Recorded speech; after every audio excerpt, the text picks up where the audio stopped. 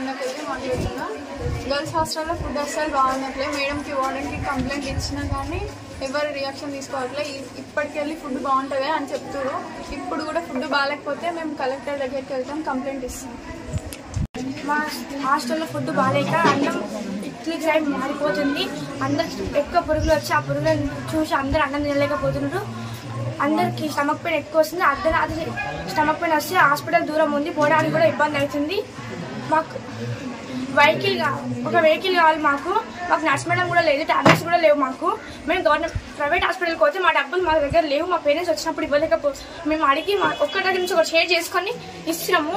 మాకు డబ్బులు ఏంటి మా దగ్గర లేవు. మాకు గవర్నమెంట్ హాస్పిటల్ కూడా దూరం ఉంది. మాకు ఒక వెహికల్ కావాలి, ఒక నర్స్ మేడం కావాలి. మాకు ఫుడ్ మంచిగా ఉండాలి. ఫుడ్లో మొత్తం పురుగులు వస్తున్నాయి. వాటర్ ప్రాబ్లం కూడా ఉంది, ఫిల్టర్ నీరు. అట్లనే బాత్రూమ్స్ ప్రాబ్లం కూడా ఉంది. చుట్టుపక్కల కూడా మొత్తం చెట్ల ప్రాబ్లం కూడా ఉంది. వాటర్ ఫిల్టర్ వాటర్ ఉంటాం. పైన డ్రమ్స్ కూడా మొత్తం పాత్ర పట్టి గలీజ్గా ఉంటాయి. ఇంకా బాత్రూమ్స్ డోర్స్ ఉండవు, బాత్రూమ్లలో వాటర్ పోవు. ఇంకా ప్రతి ఒక్క ప్రాబ్లం ఉంది. ఇట్లా ఈ ప్రాబ్లంలో ఉండడానికి హాస్టల్లో ఉండడానికి మాకు ఎవరికి మనసు ఒప్పట్లేదు.